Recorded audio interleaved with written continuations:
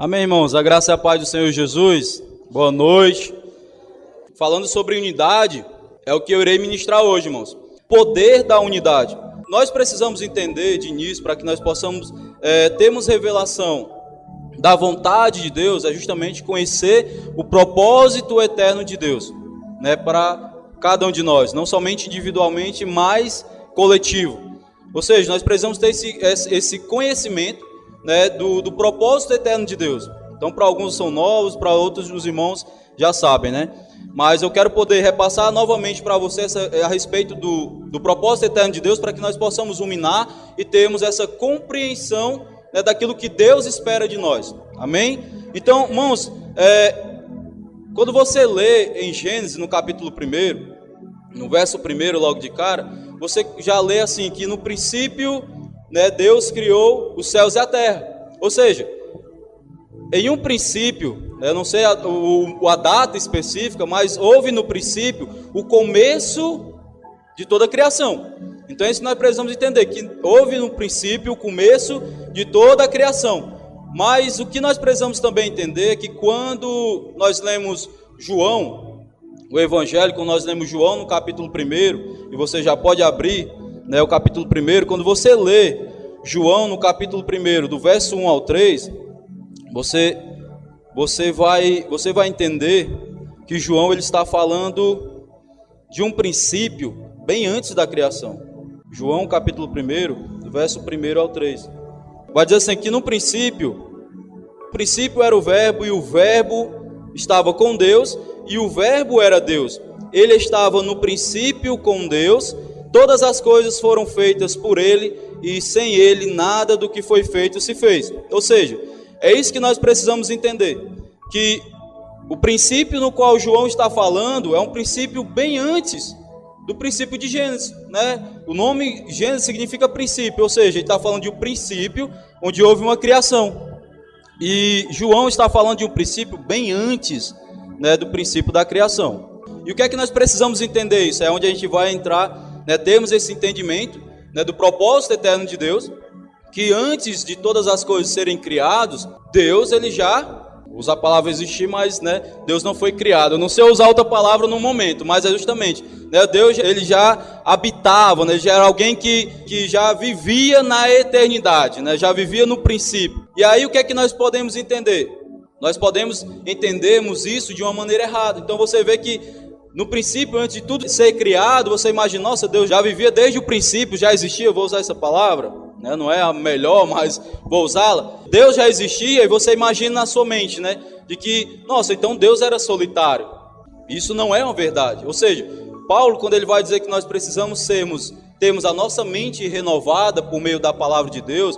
Por quê? Porque quando nós não temos a nossa mente renovada por meio da sua palavra, nós tendemos a tentar interpretar as coisas divinas de maneira natural. E aí quando você entende que Deus já existia desde o princípio, antes da criação, você imagina que Deus era alguém solitário, e não era, irmãos.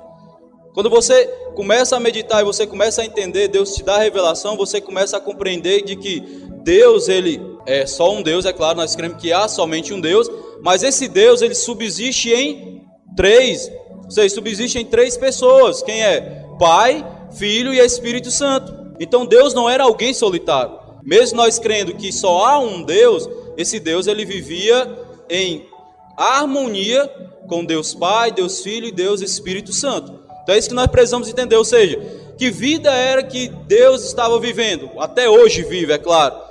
Vivia uma vida em harmonia com Deus Pai, Deus Filho e Espírito Santo, ou seja, Deus ele é comunidade, mas vivia uma vida em unidade. Ou seja, então é o que nós precisamos entendermos. E quando nós lemos, olha só, quando nós lemos lá em João, né, o Evangelho novamente, nós vamos ler daqui a pouco, quando nós lemos em João no capítulo 17, que é justamente a oração de Jesus ao Pai, né, especificamente no verso 20 e 23, você vai ver Jesus falando a respeito sobre essa unidade, né, que aqueles que creram e crerão possam viver como um só, assim como Pai e Filho vivem, né, como um só, né? Deus, Jesus e o Pai eram somente um, ou seja, ele está falando de unidade ali. Mas, irmãos, antes de nós lermos esse texto, eu estava meditando depois que tinha escrito, né, a palavra, estava meditando em algo bem poderoso, de que quando você entende o propósito eterno de Deus, você saber que Deus já existia, já era alguém que vivia em harmonia, alguém que é autossuficiente em si mesmo. Não estou dizendo que Deus é egocêntrico, né? Não era alguém que queria viver solitariamente. A gente já tem a prova de que existia Deus Pai, Deus Filho e Espírito Santo. Então eles viviam em harmonia. E olha só, irmão, Deus, ele desfrutava, né, de uma vida abundante, né, de uma alegria, de um amor que excede todo entendimento, de uma paz que excede todo entendimento. E você percebe isso, que ele vive isso por toda a eternidade. E aí o que acontece? Deus decide criar o homem. Olha só, ele fala para ele mesmo, né, compartilhando com Deus Filho e Espírito Santo. Nós iremos criar o homem, nós vamos criar o ser humano para que eles possam desfrutar de tudo aquilo que nós estamos desfrutando, daquilo que nós desfrutamos desde a eternidade. Eu quero poder compartilhar o homem isso. E eu não quero que ele desfrute disso sozinho, simplesmente. Eu quero que ele possa desfrutar isso, né, em comunidade. Então, quando ele fala assim, façamos o homem a nossa imagem, né, para que ele venha ter domínio, autoridade. É claro que quando ele fala ter domínio e autoridade, ele já estava visando ali que Lúcifer já tinha sido lançado nessa terra. Mas o propósito de Deus mesmo era que o homem pudesse multiplicar, frutificar e ser alguém que pudesse expressar e experimentar do amor de Deus. Porque quando o homem foi criado, nós falamos isso na semana passada, ele foi criado no sexto, o primeiro dia do homem foi o descanso de Deus, era justamente para viver esse relacionamento com ele. Então, quando você percebe que o propósito de Deus, né, o propósito eterno de Deus é que o homem, ou seja, a igreja, venha desfrutar de unidade, você já não lê a Bíblia mais do mesmo jeito, como somente alguém que quer obter conhecimento, mas você busca ler a palavra de Deus sendo alguém que quer conhecer mais do Senhor e ler a palavra com paixão. E aí você entende, nossa, Deus criou o homem, Ele criou a mim para que eu possa experimentar dessa vida de Deus, de uma vida abundante de Deus. Isso é muito graça, é graça sobre a minha vida, graça sobre as nossas vidas como igreja, amém? Agora você vai abrir lá, João capítulo 17, verso 20 ao 23, assim ó: e não rogo somente por estes, mas também por aqueles que pela tua palavra hão de crer em mim. Olha só, o que nós precisamos entender o verso 20 é que nós estamos careca de saber que houve a queda do homem, né? Então quando Jesus está orando por aqueles que iriam crer nele, ou seja, né, o homem sem Deus, ele precisa chegar-se a Deus por meio da palavra, né, na vida dele, ele precisa crer no Evangelho, ele precisa crer no Evangelho de Cristo para que ele possa vir para diante de Deus. Jesus, ele está rogando, né, por aqueles que creram, né? Ele já orou antes e está orando para aqueles que irão crer. Ou seja, ele está falando para aqueles que creram e crerão ainda, pudesse vir até ele por meio da palavra. E no verso 21 ele vai dizer o seguinte, verso 21, 22, 23, vai dizer assim, ó: para que todos aqueles que crerem, né, por meio da palavra de Deus, para que todos sejam um. Ou seja, ele está falando já de unidade aqui, para que eles possam ser um, como tu, ó Pai, o és em mim. Ou seja, ele está dizendo, Jesus está afirmando que Deus Pai e ele, juntamente com o Espírito Santo, são somente um. Ou seja, ele está falando de unidade aqui, irmãos. E eu em ti, que também eles sejam um em nós, para que o mundo creia que tu me enviaste. Verso 22: e eu deles a glória que a mim me deste, para que sejam um, como nós somos um. Ou seja, o Senhor, né, Jesus, ele nos deu a glória do Pai para que nós possamos, em unidade, como igreja, expressar, resplandecer a glória de Deus. Amém? Verso 23: eu neles e tu em mim, para que eles sejam perfeitos em unidade, e para que o mundo conheça que tu me enviastes a mim, e que os tenha amado a eles como me tens amado a mim. Ou seja, ele está dizendo que para que o mundo possa conhecer, né, a Deus, possa conhecer ao Senhor, e para que eles possam experimentar do amor de Deus, o mesmo amor no qual o Senhor tem derramado, tem amado o próprio Senhor Jesus. Então isso é maravilhoso quando você entende que o propósito eterno de Deus é nos criar para que nós viéssemos a experimentar e expressarmos o amor de Deus. Ou seja, Paulo ele vai dizer que o que Deus quer, irmãos, que nós como igreja precisamos é experimentar e expressar a vida de Deus e sermos conhecedores do amor de Deus. Ou seja, Ele quer que nós venhamos a experimentar da vida dEle. Então, que vida é essa? É uma vida abundante, irmão. É paz com Deus, é a alegria do Espírito e o amor de Deus. Ou seja, Ele deseja, a vontade de Deus, o propósito eterno de Deus é que nós venhamos a experimentarmos e a expressar o seu amor e a sua vida, amém? Ou seja, esse propósito, né, Paulo vai dizer lá em Efésios, que esse propósito eterno de Deus, irmãos, ele foi dado, né, tanto para os judeus, como também para os gentios. Ele está dizendo que tanto os judeus como os gentios, eles podem se reunir ou se unirem como igreja para desfrutar da herança de Deus. Ou seja, irmãos, essa mensagem aqui no qual Paulo estava pregando, que foi algo que Deus revelou a ele, Jesus revelou a Paulo, foi motivo para que Paulo viesse a ser preso. Ou seja, porque no Antigo Testamento o povo de Israel era o povo de Deus. E aí no Novo Testamento acontece algo fantástico ali a respeito da obra de Cristo, e isso acaba que sendo disponibilizado aos gentios também. Nós éramos gentios, nós somos gentios. No momento em que nós cremos a mensagem do Evangelho, da graça, nós nos tornamos povo de Deus. Nós nos tornamos a igreja de Deus, o corpo de Deus, no qual precisa ser edificado. Amém? Então, Paulo foi alguém que foi preso por isso. Ele vai falar aos irmãos de Efésios, que foi preso por estar pregando essa mensagem, de que tanto os judeus como os gentios, porque havia uma rixa entre eles, ele está dizendo que hoje eles podem se unir e experimentar como igreja da herança de Deus, pode usufruir junto de tudo isso. Não é somente para os judeus, mas os gentios também por meio da fé. Paulo vai dizer lá em Efésios, no capítulo 3, verso 17 ao 19, diz assim: para que Cristo habite pela fé nos vossos corações, a fim de, estando enraizados e fundados em amor, poderdes perfeitamente compreender com todos os santos. Então está falando novamente, não é algo simplesmente individual, mas é coletivo. Ele está dizendo, poder de compreender perfeitamente com todos os santos, qual seja a largura e o comprimento e a altura e a profundidade, e conhecer o amor de Cristo, que excede todo o entendimento, para que sejais cheios de toda a plenitude de Deus, irmão. Então, no verso 17, Paulo está falando que Cristo ele habite em nós por meio da fé. Ou seja, irmão, quando Paulo está dizendo que Cristo habite nos nossos corações, ele não está dizendo que o Espírito de Deus, né, o Espírito Santo, ele irá sair de nós, se nós não formos alguém que tenhamos o amor dele enraizado. Por quê, irmão? Até porque a palavra de Deus fala que nós fomos amalgamados com Ele. Então, para você que não entende o que é ser amalgamado com o Espírito Santo, né, eu quero te dizer uma ilustração bem simples, né, que quando você pretende fazer um suco artificial, o que é que você faz?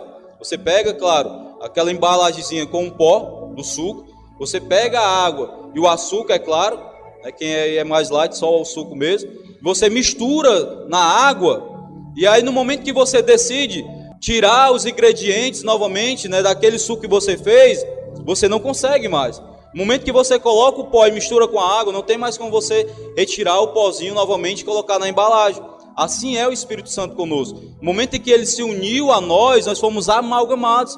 Não tem mais nada que possa tirar, sabe? Não há nada mais que possa tirar o Espírito Santo de nós.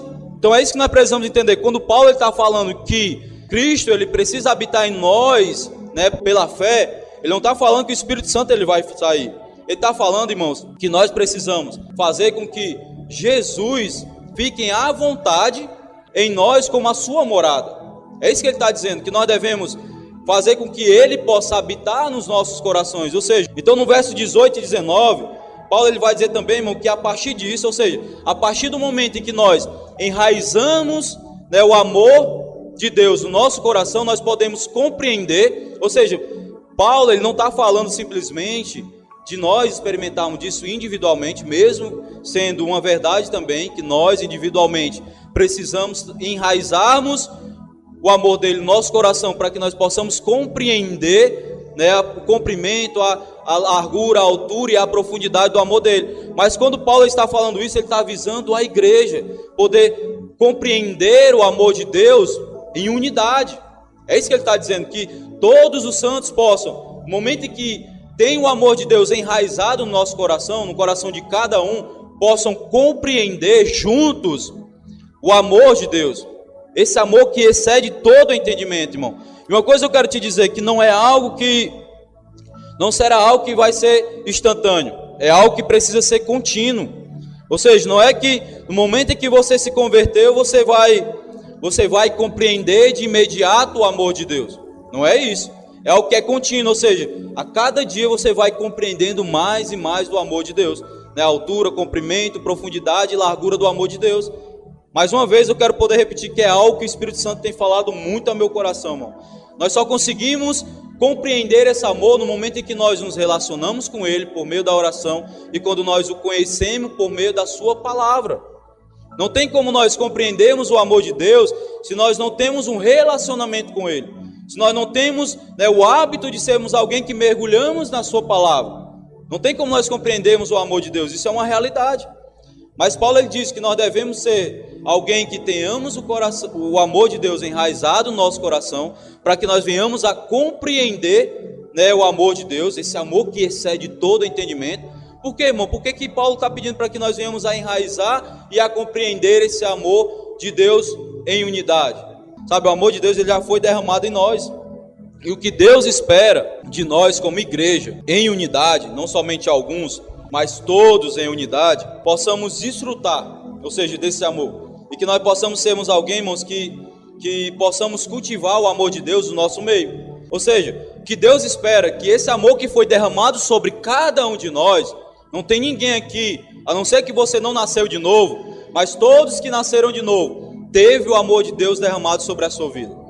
Ou seja, o que Deus espera de nós é que nós venhamos a enraizar esse amor por meio da fé, não é por obras, é por meio da fé, e venhamos a compreender esse amor. Por quê, irmãos? Porque no momento em que nós temos esse amor enraizado no nosso coração, no momento em que as tribulações vêm, no momento que as perseguições vêm sobre a nossa vida, no momento que nós passamos por situações difíceis, nós possamos nos apoiar nesse amor. Ou seja, no momento que há um vento forte, você vê situações de ventanias aí, pessoas que estão em floresta, elas se agarram em árvores. É claro que tem uns que o vento é tão forte que arranca, mas quando você vê essa ventania, pessoas que passam por isso, regiões que acontece muito isso, as pessoas elas buscam se apoiar. É claro que algumas buscam abrigo, mas uma das coisas mais fixas que ela procura se apoiar é em uma árvore.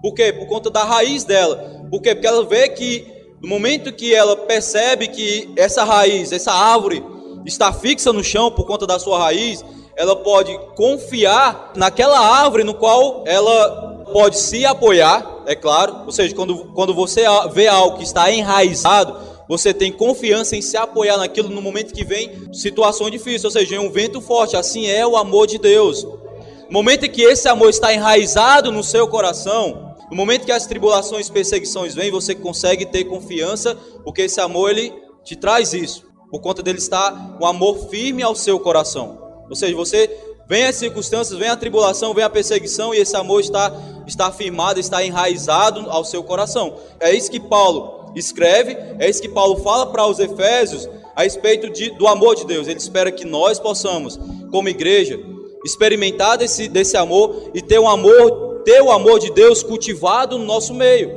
Essa é uma vida de unidade. Temos o amor de Deus, esse amor que excede todo entendimento. O amor de Deus que foi derramado sobre nossa vida, que é o mesmo amor no qual Deus tem amado o Filho, Ele quer que isso seja expressado no nosso meio, cultivado no nosso meio como igreja, amém? No momento que nós experimentamos isso, irmão, nós podemos viver uma vida em unidade, sabe? Nós precisamos, e é essa a vontade de Deus, que nós venhamos a experimentarmos e expressar uns para com os outros o amor de Deus, amém? Então que Deus espera que o seu amor ele possa ser cultivado, como eu disse, no meio do seu povo, e chegarmos ao homem perfeito. Ou seja, irmão, quando nós expressamos o amor de Deus, nós podemos chegar a um nível de maturidade. Ou seja, essa é a vontade de Deus, que no momento em que nós cultivamos o seu amor uns para com os outros, nós possamos chegar ao homem perfeito, ou seja, ao homem maduro, para que nós possamos entregar ao Senhor um edifício pronto para Ele, ou seja, para que nós possamos entregar ao Senhor uma igreja madura. Então nós estamos falando aqui de um edifício, de uma edificação. Então o Senhor espera que no momento em que nós chegamos a uma maturidade, possamos entregarmos a Ele um edifício pronto. Amém? Essa é a vontade de Deus. Para que o Senhor quer um edifício pronto? Para que Ele possa habitar nesse edifício. Assim como aconteceu com Moisés. No momento em que o tabernáculo foi feito, esse tabernáculo ele se encheu da glória de Deus, ao ponto que Moisés não podia entrar. Da mesma forma aconteceu com Salomão. Foi concluído o templo também aconteceu a mesma coisa. E hoje não é diferente. Só que Deus ele não quer habitar, sabe? Ele não quer vir com a sua presença manifesta em um templo construído por mãos humanas. Ele quer algo que possa ser algo cooperado pelo Espírito Santo, ou seja, Ele quer habitar, Ele quer que a sua presença manifeste, venha habitar no meio da sua igreja. A sua igreja é o edifício que Deus quer habitar. Então nós como igreja precisamos desfrutarmos, precisamos edificar esse edifício para a habitação de Deus, amém? Mesmo nós sabemos que Deus já habita dentro de nós individualmente, mas o que Deus quer é que coletivamente Ele possa vir, habitar, tabernacular conosco, amém?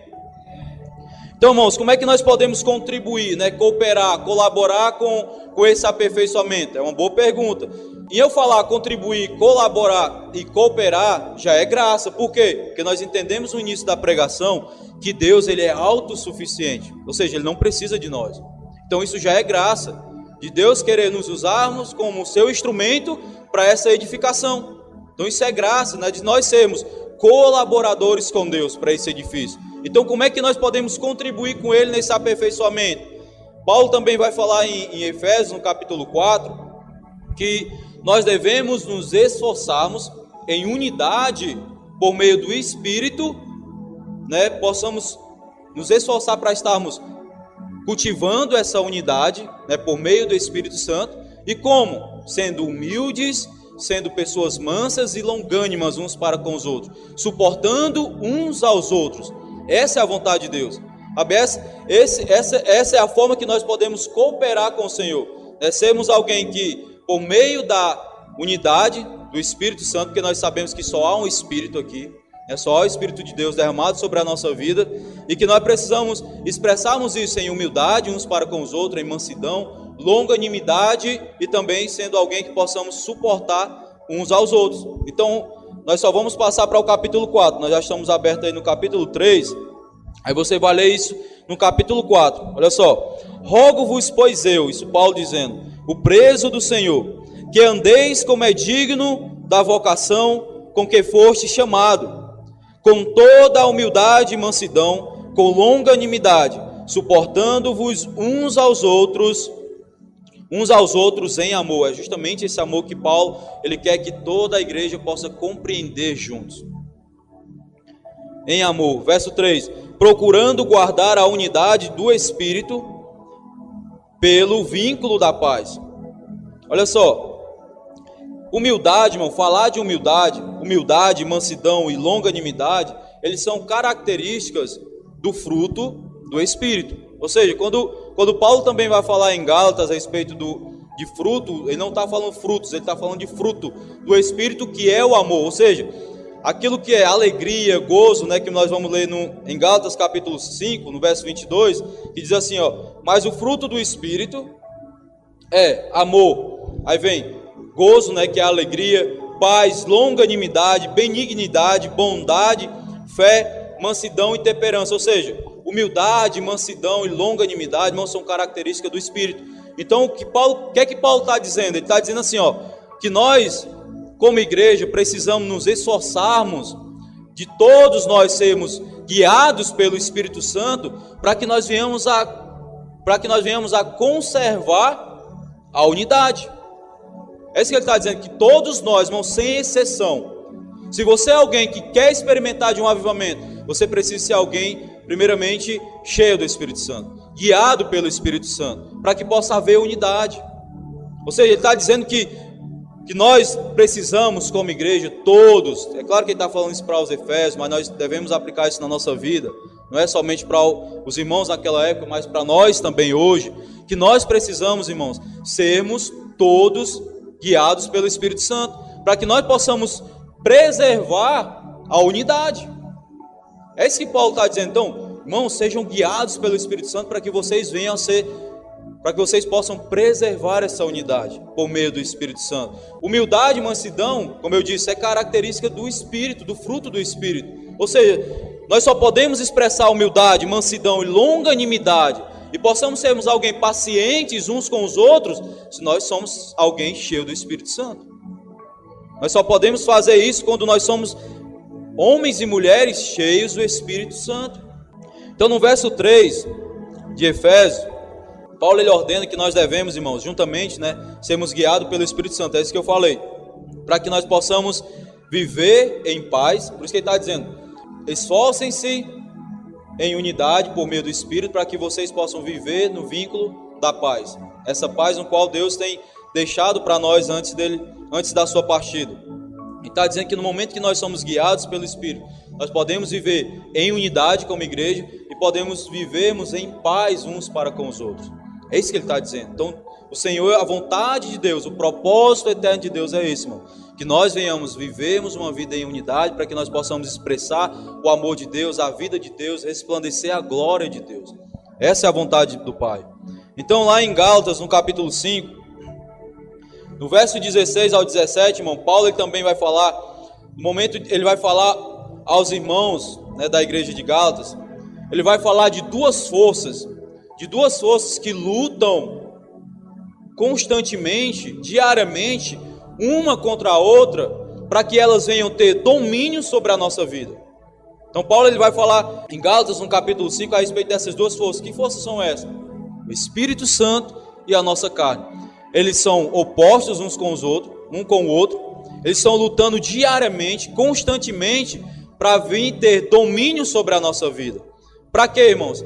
Para que eles venham a governar, e no momento que Paulo vai dizer lá no verso 16, ele vai nos aconselhar a nós estarmos vivendo, sermos alguém dirigido pelo Espírito Santo, para que nós não venhamos a sermos guiados pela nossa carne. Por quê? Porque a nossa natureza pecaminosa faz coisas erradas, algo que não agrada a Deus, e no final, quando nós somos alguém que permitimos a nossa carne nos dominar, o que pode acontecer é divisão no meio da igreja. Então vamos ler em Gálatas capítulo 5. Eu vou ler aqui numa versão muito boa, irmão, que eu tenho amado muito ler, que é a versão viva. Gálatas capítulo 5, verso 16 ao 17. Paulo vai dizer o seguinte nessa versão: eu os aconselho a obedecerem somente às instruções do Espírito Santo. Ele lhes dirá onde ir e o que fazer. E assim vocês não estarão fazendo sempre as coisas erradas que a natureza pecaminosa de vocês quer que façam. Porque nós, por natureza, gostamos de fazer as coisas ruins, que são justamente o oposto das coisas que o Espírito nos manda fazer. E as coisas boas que desejamos fazer, quando o Espírito nos domina, não são justamente o oposto dos nossos desejos naturais. Estas duas forças dentro de nós estão lutando constantemente uma com a outra, uma contra a outra, a fim de ganharem o domínio sobre nós. Olha só, é isso que Paulo está dizendo. Está dizendo que tanto o Espírito Santo que habita em nós, como a nossa carne caída, nossa carne pecaminosa, elas estão lutando diariamente. Ou seja, olha só a importância de nós sermos alguém guiados pelo Espírito. Olha só a importância de nós termos o amor de Deus enraizado no nosso coração. Olha só a importância de nós compreendermos o amor de Deus. Por quê? Porque existe uma força contrária, que é a nossa carne, e no momento em que ela domina a nossa vida, o que é que acontece? Ela nos leva novamente à escravidão do pecado. Ou seja, você foi liberto, mas se você é alguém que é dirigido por sua carne, você está sendo novamente escravo. Mas no momento que você é dirigido pelo Espírito Santo, você pode fazer aquilo que é agradável a Deus, e você pode, é claro, excluir aquilo que, no momento que você é guiado diariamente pelo Espírito, você pode vencer a sua carne diariamente e trazendo unidade na igreja. Mas alguém que vive dominada pela sua carne, irmãos, é alguém que vai trazer divisão dentro da igreja, infelizmente. E a respeito de divisão, eu vejo também algo bem interessante lá em 1 Coríntios, no capítulo 3, do verso 1 ao 5, que Paulo ele vai tratar com a igreja de Coríntios a respeito de divisão dentro da igreja. Então abra sua Bíblia, 1 Coríntios capítulo 3, verso 1 ao 5. Paulo ele vai tratar a respeito com os irmãos de Coríntios a respeito de divisão. Ou seja, homens e mulheres que eram guiados por meio da sua carne, alguém que era natural, alguém que era carnal, né, movido pelo domínio da carne, estava trazendo divisão dentro da igreja. Olha só o que Paulo vai dizer. E eu, irmãos, não vos pude falar como a espirituais, mas como a carnais, como a meninos em Cristo. Com leite vos criei, e não com carne, porque ainda não podieis, nem tampouco ainda agora podeis, porque ainda sois carnais. Pois havendo entre vós inveja, contenda e dissensões, não são porventura carnais, e não andais segundo os homens? Porque dizendo um, eu sou de Paulo, e o outro dizendo que é de Apolo, porventura não sois carnais? E Paulo vai dizer, quem é Paulo e quem é Apolo? A não ser homens que estão servindo a Deus. Ou seja, irmãos, olha só o que nós podemos compreender, né? Temos entendimento que Paulo está tratando com a igreja de Coríntios a respeito de divisão. Homens que eram carnais, não eram pessoas guiadas pelo Espírito Santo, era alguém que estava trazendo divisão porque a sua carne estava tendo domínio sobre a sua vida. Então alguém, irmão, que se deixa dominar, alguém que se deixa dominar pela carne, é alguém cheia de justiça própria. Ou seja, se nós somos alguém que permitimos a nossa carne nos dominar, nós vamos ser pessoas que iremos viver cheios de justiça própria. E pessoas cheias de justiça própria, irmãos, eles trazem divisão dentro da igreja. Infelizmente, isso é uma realidade. Que pessoas cheias de justiça própria, eles trazem divisão dentro da igreja. E pessoas cheias de justiça própria, o que é que acontece? Elas são pessoas que busca o tempo todo merecimento, ou seja, é alguém que está fazendo algo dentro da igreja, mas não para Deus, mas para homens, e quando não é reconhecido ou reconhecida, eles tendem a abandonar, não vou fazer mais nada porque eu fiz isso e fiz aquilo e não fui reconhecido. Então agora se virem. Por quê? Porque foram alguém que não fizeram nada para Deus, fizeram simplesmente para reconhecimento humano. Então são pessoas carnais. E pessoas também cheias de justiça própria são pessoas que não submetem a sua liderança. Por quê? Porque se acham tão capazes tanto com a sua liderança. Ou seja, para que eu vou me submeter à minha liderança se eu sou alguém que posso fazer a mesma coisa que ela? E o exemplo disso, irmão, que eu separei não separei o versículo para nós não estendermos mais ainda, mas é uma parte que está lá no Antigo Testamento. O povo de Israel, já tendo Arão sendo sumo sacerdote, o que é que acontece? Alguns líderes ali, pessoas importantes das tribos, se revoltaram contra Arão e Moisés. Eram pessoas que estavam dizendo assim, aqui nós somos ministros de Deus. Ou seja, estavam dizendo a nossa visão, né? Nós como igreja, nós cremos que cada crente é um ministro. Cada um pode servir a Deus. Todos nós podemos servir a Deus. Ou seja, o que é que esses homens estavam dizendo? Estavam dizendo o seguinte: olha, nós não precisamos tanto de você, Arão, nem Moisés, estar nos liderando. Por quê? Porque nós podemos nos achegar diretamente a Deus. Só que Deus, ele determinou, e nós precisamos entender o princípio do representante, que Deus, ele determinou que ninguém se chegaria a ele diretamente. Teria alguém para estar no meio ali, ser alguém que possa representá-lo. No Antigo Testamento, o povo de Israel, Arão era os seus representantes, era o sumo sacerdote, ele era líder da liderança.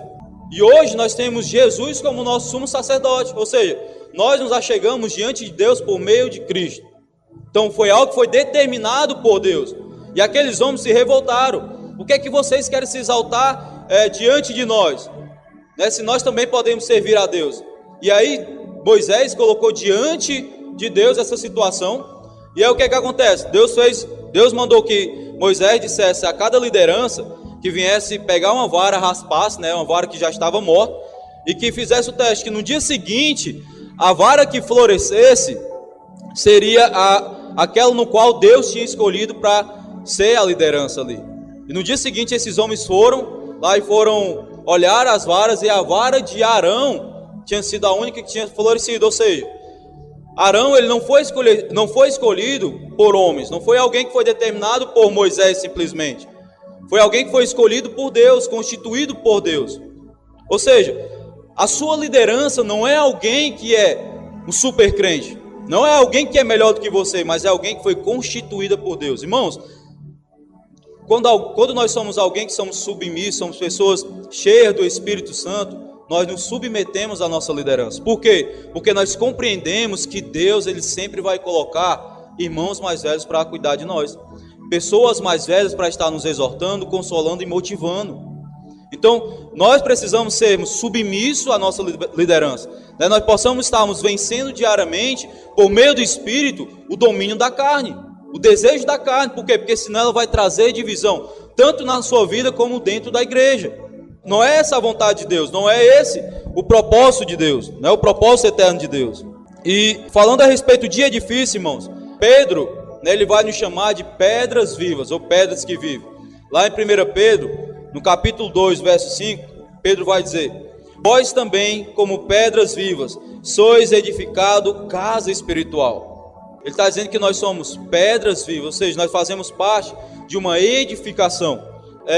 Quando há divisão dentro da igreja, infelizmente, nós somos somente pedras vivas amontoadas. Mas quando há unidade, nós somos pedras que somos ligadas umas às outras e podemos estar ali edificando o edifício para Deus, um lugar da habitação de Deus. Amém? Então, outro ponto que eu quero entrar com os irmãos é que Paulo também ele vai falar a respeito de unidade na obra. Quando Paulo está exortando os coríntios a respeito da divisão que estava havendo entre eles, a respeito de quem era maior, quem era a pessoa mais importante ali, se era Paulo, se era Apolo, se era Pedro, né? Havia até alguns que eles mesmos se achavam bons demais. Ele vai falar a respeito de edificação, ele vai falar a respeito da unidade, né, na obra de Deus, né, do trabalho na obra de Deus em unidade. Ou seja, ele vai explicar aqui, irmãos, que ele vai falar assim, que embora Paulo e Apolo estivessem sendo alguém que estava colaborando numa mesma igreja, que era ali na igreja de Coríntios, que eles estivessem colaborando, eles estavam fazendo isso fundados em um alicerce, que é Cristo. Ou seja, cada um estavam trabalhando, tanto Paulo como Apolo. A gente vai ler isso lá em 1 Coríntios capítulo 3, verso 8 ao 11. Paulo ele vai dizer isso, ele vai falar que embora fosse alguém que estivesse plantando, e Paulo tivesse alguém que a função dele fosse regar, eles estavam fazendo isso, eles estavam sendo uma só pessoa. Ou seja, ele está falando de unidade. Aquele que planta, aquele que rega é somente um. Está falando de unidade. Esses dois homens de Deus estavam em estágios diferentes, mas eles estavam fazendo em um mesmo fundamento. E Paulo também vai dizer que cada um deles, como também nós, receberemos segundo o nosso trabalho. Então nós vamos ler isso lá no versículo 8 de 1 Coríntios, capítulo 3, olha só. Paulo vai dizer: ora, o que planta e o que rega são um, mas cada um receberá o seu galardão segundo o seu trabalho. Porque nós somos cooperadores de Deus, vós sois lavouras de Deus e edifício de Deus. Segundo a graça de Deus que me foi dada, pus eu, como sábio arquiteto, o fundamento, e outro edifica sobre ele. Mas veja como cada um edifica sobre ele, porque ninguém pode pôr outro fundamento além do que já foi posto, o qual é Jesus Cristo. E o que é interessante também que Paulo, mas agora lá em Efésios capítulo 4, Paulo ele vai falar que pessoas elas são levantadas, por isso que nós precisamos entender isso, que a nossa liderança é alguém que é constituído por Deus. Então não é pessoas super crentes, não são pessoas perfeitas, mas são pessoas que foi Deus que constituiu, nós precisamos honrar. Paulo também vai dizer lá em Efésios, no capítulo 4, que alguns foram levantados, né, como apóstolos, né, como mestres, como pastores, como evangelistas, para o aperfeiçoamento dos santos, para que cada um possa ser capacitado, ou seja, para que cada um possa ser como pedras vivas, edificadas no edifício, mas que cada um possa ser também trabalhadores e que possam trabalhar de acordo com o alicerce. Ou seja, irmãos, se existe um fundamento, se existe uma planta, precisa de um mestre de obra. Todo aquele que trabalha em uma obra onde tem uma planta, que você vai começar do zero, precisa de uma pessoa ali à frente, para que ele possa estar instruindo, capacitando aquelas pessoas que foram chamadas para o trabalho a fazer de acordo com aquela planta, para que ninguém venha estar no mesmo edifício, no mesmo fundamento, fazendo coisas que não foi determinada por aquela planta. Ou seja, Você está construindo uma cozinha e não havia janela, aí você decidiu por si mesmo fazer uma janela. Então você está edificando algo que não foi arquitetado. Está entendendo, irmãos? Então nós somos chamados sim para sermos tanto pedras vivas, para sermos edificados nesse edifício de Deus, como também sermos trabalhadores, servos na casa de Deus, que possamos trabalhar para essa edificação. Então Paulo vai dizer isso lá em Efésios 4. E o mesmo Paulo, irmão, quando ele vai falar a respeito de trabalho, né, agora já em Coríntios, então tem usado Efésios e Coríntios como texto base aqui para nós podermos entender a respeito da unidade. Então ele já vai falar em Coríntios, no capítulo 3, verso 12 ao 15, ele vai falar que quando nós estamos trabalhando nessa obra, nesse edifício, nós podemos usar duas classes de materiais. A primeira ele vai dizer que ouro, prata e pedras preciosas, como madeira, feno e palha.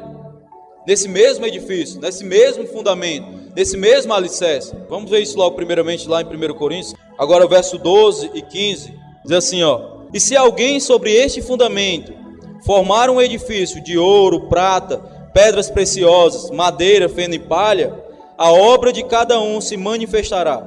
Na verdade, o dia a declarará, porque pelo fogo será descoberto, e o fogo provará qual seja a obra de cada um. Verso 14. Se a obra que alguém edificou nessa parte permanecer, esse receberá galardão. Se a obra de alguém se queimar, sofrerá detrimento, mas o tal será salvo, todavia como pelo fogo. Então, para nós encerrarmos, quero só poder dizer para você que significa cada material, né, para que nós possamos sabermos qual deles nós devemos utilizarmos. Então, o que é que o ouro aponta? O ouro ele aponta para a natureza de Deus, natureza divina. Ele aponta para a glória de Deus, ele também aponta para a unção do Espírito Santo. O que é que a madeira também aponta? A madeira ela aponta para a natureza humana, irmão. Só que esse material não é um material ruim, madeira. Por quê? Porque no Antigo Testamento, quando o Senhor ele, ordenou a Moisés para construir o tabernáculo e os móveis, a madeira era utilizada. Só o que é que acontecia? Essa madeira era revestida com ouro. Ou seja, hoje Jesus ele veio em forma humana, a palavra de Deus fala que ele é plenamente homem, plenamente Deus. Hoje nós sabemos que alguém assentado à direita de Deus, um homem assentado à direita de Deus. Então a madeira que aponta para a natureza humana não é algo ruim. O problema, irmãos, é quando nós apresentamos esse tipo de obra, somente a madeira diante do fogo. Porque quando nós apresentamos a madeira revestida com ouro, ele é testado pelo fogo e ele não é consumido. Mas quando nós apresentamos simplesmente a madeira, o que é que acontece? Essa obra é consumida. Por quê? Porque é algo que no momento em que é testado pelo fogo, ele não é aprovado. É algo que aponta para uma obra humana. Nós vemos aí muitos coaches, né? Ou seja, são pessoas que falam bonito, né? Tocam as suas emoções, fala aquilo que você quer ouvir. Entendeu? Mas isso ainda é obra humana. Então você pode ser alguém cheio do Espírito Santo, falar coisas semelhantes a essas pessoas, mas há uma unção revestida sobre a sua vida. Isso é ouro na sua vida, é unção do Espírito. Amém? A prata, irmão, a prata ela aponta para a obra da redenção, a obra consumada. Ou seja, o tabernáculo também foi um edifício que foi construído em cima de um alicerce de prata. Ou seja, está apontando para a obra consumada de Cristo. Quando nós somos alguém que iremos construir, estamos construindo nesse edifício para Deus, nós precisamos ter como base a prata, né? A obra consumada de Cristo. Amém? E a palha, irmão, a palha ela também aponta para a obra meramente humana. Por quê? Porque lá no povo de Israel, quando eles faziam tijolos, e o que eles utilizavam para fazer o tijolo, eu acho que a palha ela era utilizada para um molde ali. Eu acho que também para não grudar, né? Não sei onde eles colocavam os tijolos, porque era feito de barro. Eles usavam a palha usavam como um molde ali, né? Para fazer esses tijolos. Ou seja, também isso aponta para obra humana. E as pedras preciosas. As pedras preciosas, irmãos, ela aponta para a obra do Espírito Santo. Nós éramos como um carvão, ou seja, a mesma química que é feito, o carvão é o mesmo que é feito o diamante. O diamante ele passa por uma alta pressão, né, não sei o grau, mas ele passa por uma alta pressão e se torna um diamante. Ou seja, nós éramos como carvões e no momento que nós passamos pelo fogo do Espírito Santo, nós nos tornamos resistentes, sólidos como o próprio diamante. Ou seja, a obra do Espírito Santo é algo que é sólido. Uma obra que imita a obra do Espírito Santo é o feno. Por quê? Porque o feno ele aponta para as nossas emoções. Então por isso é onde entra aí os coaches. Por quê? Porque quando você é tocado nas suas emoções, você deduz que é algo do Espírito Santo. Mas isso não deixa de ser meramente obra humana. Então, nós como células, irmão, nós estamos em estágios diferentes, né? Nós estamos em estágios diferentes, mas nós precisamos, para que haja unidade, nós precisamos construir com essa primeira classe de materiais, que é ouro, prata e pedras preciosas. Então essa é a palavra de Deus, amém, irmãos?